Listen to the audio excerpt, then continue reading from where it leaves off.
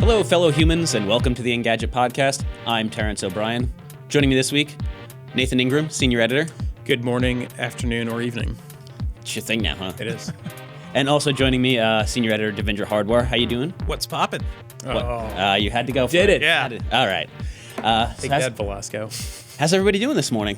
Tired, but can't complain. Yeah? Sure, just tired. Just tired? You could complain. Devindra's going to complain Yeah. for the next half an hour or so. We will try not to complain too much, at least not until after the podcast is over. Then all bets are off. Yeah. It's just going to be like a giant cry fest, Yeah, basically. Sure. Since me and Devindra are clearly Yes. half asleep sitting here, doing our best to pretend to be alive for you, the Come on, fine guys. listener and viewer. Wake up. Let's do this. There you go. Good. All right. We should just For do those it who are together. listening, I've just slapped myself to wake myself up. He really There's a GIF. That's a great GIF. I think that should be good. Yes, please, somebody make a GIF. We of won't that. sue you. Or GIF or whatever you want to call it. I No. don't care. Yeah, we're not having that debate once No. again. Not happening. Let's just jump right into it and get this moving. For those who are listening or watching, by the way, we are one person short this week. A little short-staffed. Unfortunately, people are doing meetings and stuff and like real work. Writing and researching and Fancy people with their real jobs. We're down to just one. So we're going to do Flame Wars as we do every week. Devindra and Nathan, you will each have 20 seconds to make your opening arguments as we debate the biggest topics of the week. At the end of that, I will declare a winner. Normally, we farm this duty out to an independent third party. yeah, so you're really in the driver's seat this week. Yeah, but I am like 100%. I am moderating. I am judge, jury, and executioner on this. And actually, at the end of it, somebody will be executed. Good. That is what the loser gets. Okay. That's what Well, we happens in the tied. We background. tied last time we competed. Yeah. So I'm looking forward to breaking that tie today. Yeah. Well, there will be no ties this week. We are going to do 3 topics instead of 4 as we've been doing. So somebody will be a clear winner at the end of it. Let's start with, and my watch is banging against the table, and I'm going to stop that right now. Let's start with the PS4. Yes. And Sony. So next week, I believe. Week after next. Week Yes. after next, I have no idea. Same day as Apple. Right. It's going to be a Because- wonderful day for us. Yeah, it's going to be the best. Sony is holding an event where we are all expecting that they are going to announce the PS4 Slim and potentially the PS4 Neo. Yeah, that's an upgraded version of the PS4. Will probably run 4K is what the rumors are saying. All right. Slim is the same as what's out there now, it seems like. So let's focus on the Slim. And I'm going to start with you, Devindra. I think this is one of these things that every console has their minor revision, and I think some of us always kind of question why, especially if you're looking in the face of some upgraded version. So why should people be excited about the PS4 Slim? Well, I know it seems a little too soon right after the release of the PS4, but there's always a good thing that happens when the Slim edition of consoles come out. That means the components are getting cheaper and they're getting smaller and more efficient. So, better chance you'll have an affordable PS4 coming soon and less chance it'll die on you. All right, and you came in under your 20 seconds. You always do. You always disappoint me. Yes. I like using my buzzer. I'm going to do my best to ramble on so you can use it. Excellent. Nate, I can always count on you. So, Nate, Yep. why is this PS4 Slim kind of a waste of time and money? I don't think the original PS4 needs to be changed that much. It doesn't have a giant power brick like the Xbox One. It seems like it's been pretty reliable, unlike the Xbox 360. It's reasonably sized. It seems to do everything well already. I don't know what we're basically getting out of a Slim at this point, especially, like you said, in the face of the Neo, which is going to be a clear upgrade. I just don't see any reason for it to exist. Thank you. Aw. You're welcome. Nice to see your fanboyism showing, Nate. Oh. Such a fanboy. But, I do agree the Xbox One S is probably a better Slim update just because it's a whole new redesign. It looks really great. It does. Honestly, the original PS4 was already pretty small. So this one, I just like more from a technical level. I like more efficient products, and hopefully getting cheaper would be nice. I think the point about cheaper and more reliable is a really good one. I'll have to concede that to you. And I feel like usually the Slim generations come with an accompanying price drop. When the PS3 Slim came out, it came out to $300 and was a really nice console. That was one case. I think the original PS3 was a bit of a a beast. It needed to was be, a yeah. giant machine. Oh man, yeah, I still have one of those sitting around. Really? And I think Yeah, that it's fair to say also the Xbox One, the original Yeah. version, that was also like this giant beast. Both that- of Just those the box. consoles deserved Yeah. upgrades. Yeah. PS4, I feel like, is good enough that it could ride out. Although, again, I think there's also been rumors that there's going to be a new DualShock controller as well, Right, which will right. have better battery life. That would be that Yes. to me is more exciting than a console. Or even a removable battery. Like I love the fact that it's rechargeable, but just let me take it out when the battery starts to die. Yep. So before I declare a winner, I Yeah. do have one more question. Primarily, this is for you, Devindra. The rumors are that they're going to announce not one but two versions of the PlayStation 4 at this event. One of which is the Slim, and the other which is going to be the Neo. Are they not kind of cannibalizing their potential sales by announcing the two things side by side? Microsoft might have done that to an extent because they teased. Yeah, we Scorpio, know it's gonna Scorpio's happen. coming. Yeah. But they didn't give any details. If Yeah. Sony officially announces the Neo alongside the Slim, how do you think that's going to impact sales? I think it depends on price, probably. Like if the Slim comes in cheap enough that somebody's like, oh, I could take this for a year and then upgrade when the next one comes. That could be worth it. That's usually probably what's going to happen too, because like the Scorpio and the Neo, I assume, will be probably even more expensive than like a 500 typical maybe? like 400 to 500. I think closer to 500 if they're going to power VR and everything. Yeah. Oh yeah. All right, so I am going to give this one to Devindra because as much as in theory I agree with you, Nate, this seems like a thing that doesn't need to exist. I think at the end of the day, the cheaper, more reliable, and probably more power efficient Yeah. thing kind of Usually. ends up winning Yeah. out. Yeah, I'll give you that. Although I will say the leaks suggest a significantly less interesting looking console. Yeah, than the original pictures are not PS4. great. I No feel like corners. that always It has happens. No sharp corners. Yeah. I feel like that always happens. Like the leaked pictures of any gadget never look as good as it does in real life, but we'll have to see. 2 weeks from now, we'll know. Yeah. So let's move on to our next topic, and that is these rumors that Amazon is going to be launching an Echo exclusive music service. This would be either in addition to or replacing the existing Prime music service, I assume. Nate, why do you think this is a move that Amazon needs to make? I think that the original Prime music service is just not very good. It hasn't seemed to have caught on. They're up against some really big competitors like Spotify and Apple Music. So I think it's time for a rethink on Amazon's music strategy. And coming up with something else that'll bolster the Echo is never a bad thing, since that's one of their most interesting products right now. All right. I mean, I could totally see that, but this idea just seems incredibly stupid because Amazon Music, yes, it has problems, but they should fix those problems rather than create a whole new service that's unique to a device that only a handful of people own right now. It doesn't make business sense for Amazon. You're both coming in way under time on this one. We're denying. I'm just going to do it anyway because I want to. So We deserve that. Yeah. So one of the rumors, though, is that this is going to be an additional cost on top of the existing Prime service, Nate. So it's going to be an additional $5 to get this Echo exclusive music service. That sounds like a great idea. Yeah. What? What?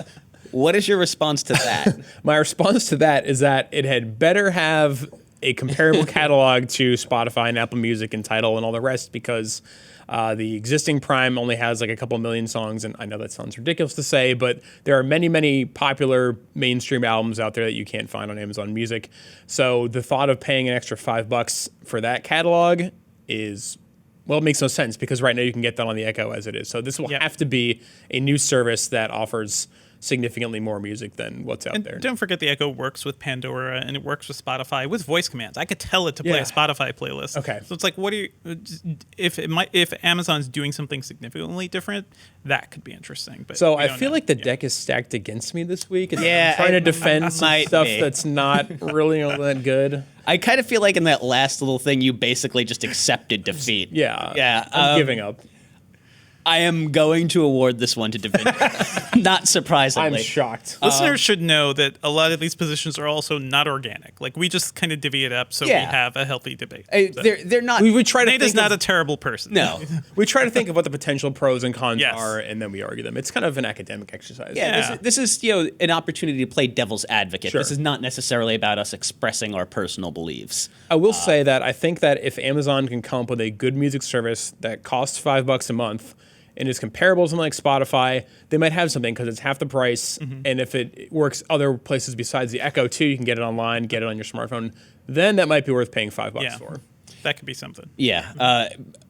Do you think that there's a chance they might kind of bet heavy on like original content and like exclusives the way they kind of have with the Prime Video service? Well, they've actually been pretty good, yeah, with Prime Video getting some original stuff. The thing is, like, I don't know, most original music is not that interesting. Like, unless they have really great, like, curators, like people who really know music and independent music and, like, are bringing in new artists or something, that could be kind of cool. What eMusic used to do. I used to love eMusic because they would We're always, going like, way back. Yeah, way we- back. But they But would they would select, like, great groups that I would never have heard of before. So that's where curation, and that's sort of what Apple's selling with Apple Radio and the new Beat stuff. Yeah, I do miss eMusic a little bit. it was nice and hipstery. It was was. fun. The early aughts. Good times. I still miss RDO. You're the only one. That's not true. We just wrote an article this week about this dude who skinned Spotify to look like RDO. Sure. Okay. Yeah, sure. All So right. it's you and That that I'm one clearly dude. not talking to the right audience today. No. This is just not my day. Sorry, Nate. We still love you though. Listeners out there, if you love RDO, let me know. Yeah, I'm sure somebody out I'm there. going to get a good 5 or 6 responses. All right, and so Onward. let's move on to our last topic in this debate segment, and that is Android 7.0 Yes. Nougat, which just launched this week. Yep. And it's got a whole bunch of changes. Some of them under the hood, some of them to the UI, but a lot of it seems very specifically targeted at making Android a more viable OS for tablets and sort of well as convertible large screen devices. Yeah, and other phones, yeah. large screen devices. So, Nate, you've been using it for a little while. I have. Does this make Android finally a viable OS on large format devices? I would say it makes it much better than it has been. It's maybe a year later than it should be, but at least it's kind of on par now with how iOS handles multitasking. So if you're using an iPad Pro or an Android tablet with a keyboard, they're sort of in the same ballpark now. It's a pretty massive improvement over what came before. There's still maybe more they could do to make it easier to multitask, but You watched me do it and just paused because you're like, yeah, rather than get buzzed over. yeah. Fair enough. Devindra, you don't think this does quite enough to really make it work for a tablet? Yeah, it's a noble effort. I actually did test it out in the Pixel C a couple of months ago too, and I reviewed the original Pixel C. Android last year had nothing to do for multitasking. Now it has a little bit. I think they could have gone further though, because Apple brought it last year to the iPad. been So out for why? a year Well, now. you know, Apple copied from Samsung. Android should have hit it sooner. Didn't You mean, got it. You didn't got it mean to just talk over you during your It's segment okay. there, my It's bad. okay. You still got in just under the wire. I won't hit the buzzer again. I've also been playing with it a little bit on the Nexus 9, which I think we can all agree is kind of a terrible device. You're the only person I know who has a Nexus 9. To be clear, it is a review unit Okay. that is just kind of like it was going to sit and collect dust here, Right. or it's going Well, this is trash. I'll hold on to it. That's a noble thing to do. It's well, like it- taking in a foster dog, right? For me, it's mostly a thing of being able to access the newest versions of the OS. You Yeah. know, Right. I'm rocking a Moto X. It doesn't always get the updates right away. So this was my way of being able to play with it. And Yeah. I think, I don't know. It's one of these things I'm very torn about. I think it does do a lot of good things, but I'm still not quite convinced that Android does enough here to be like a viable tablet OS, or that I even need it. Yeah. And that might be partially due to the device I'm using. So I mean, I might- want to hear a little bit more about your Yeah. experience. So honestly, Devindra reviewed the Pixel C I hated it. like 8 months ago. Yeah, 10 months when ago. it was first released. It's a lot. So they've made a lot of software updates, not just like the Nougat. It's actually just far more stable. It's faster. Mm-hmm. The keyboard works better. The actual physical keyboard is really nice. Like if I had to use this or an iPad Pro to do a lot of text, I would absolutely pick this any day of the week. Well, it's actually stable too. Like it has a great Well, hinge. it's The stable. iPad You Pro. can adjust the screen Yeah. anywhere you want. That's the nice. keys are real keys. I mean, Apple's solution is very much for like casual typing, just doing Mm-hmm. a quick little thing. Like I'll write whole reports on this thing. Yeah, and you can hold that on your lap, which I right. kind of like. Yeah. Right. So, this is like it's an expensive but smart form factor. The software updates, make it more useful. Like I'll often have Google Docs and Slack open, or Google Docs in a Chrome tab that I'm doing research in. It's pretty easy to go back and forth between those things. I wish they made it easier to move which app is on either side of the screen. Yep. That's probably the big missing thing here, but we're getting into sort of the nitty gritty. But on the other hand, that's what you need to get into if you're going to make something really work and justify. But does it make Android like a useful productivity OS? It's nice to see two apps side by side, but I'd still prefer using a Surface or something. I think with if real you're apps, heavily into Google's ecosystem of apps, then it's pretty good. Which I mean, I use a lot of them. We do at work. We all have Google accounts. So, but yeah, I can understand the perspective of maybe this just like who's going to buy this over, something else. and that thing is super expensive. So That it is. Yeah. Yep. Do I have any hope here? I'm a little torn on this one, but I think I am going to give this one to you, Nate. Yay. I think, to a degree, I agree with you, Devindra. I think that it's not earth-shattering. It's not this like grand change. It's not going to replace my Windows device. Should have happened a year ago. yes, It should have that's the happened big a thing. year ago. But I do see some nice trends towards something that's actually useful towards like productivity stuff. I see a little bit of a trend towards multitasking in like a useful, serious way that I think iOS just started to do. But yeah, I think that like it's finally catching up, but it is actually good. Like I could see myself using an Android tablet at this point, at least a little bit, which honestly I couldn't before. At least the larger I don't format think even ones. Google could see anyone using an Android. Like once tablet the before, Nexus 7 was done with, I was kind of like I was done done with with it. it. Yeah. But testing out the new version of Android has kind of brought the you tablet back back in, into yeah. my life a little bit. Not a ton. Yeah. But a little bit. So I'll just say for my part, I've enjoyed using devices that aren't like a normal Windows or Mac laptop these days, just to see like, can I actually be more focused? This is more portable. Just it's fun to get a sense of like what's out there. How is the computing form factor evolving? yeah. And like this is obviously a way that a lot of companies are looking at. So it's fun to try. Yep. All right, so we end Flame Wars this week, 2-1 Devindra. So I will be getting my head chopped off at the conclusion of this podcast. Yeah, we're gonna do it probably out in the street. We don't wanna Changing get, your name to Sean Bean. yes, we don't want to get blood all over the office. They've been doing a lot nice of studio. remodeling recently, Yeah. So we don't want to ruin It'll be a that. nice decoration for HuffPo Live, though. So. Blood splatters all over the wall. What happened back there? Our colleagues will just love us for this. Yeah. Hopefully, when this goes live, we will have a leaderboard for everybody to look at and track the progress in the Flame Wars competition. Sadly, I will not be on top of it as I was hoping I would be today. You will not, but you will be on it. Next week, I'm going to pick different topics and just gear the whole thing towards me to win. There you go. That seems like a perfectly reasonable Yes. thing. Fair.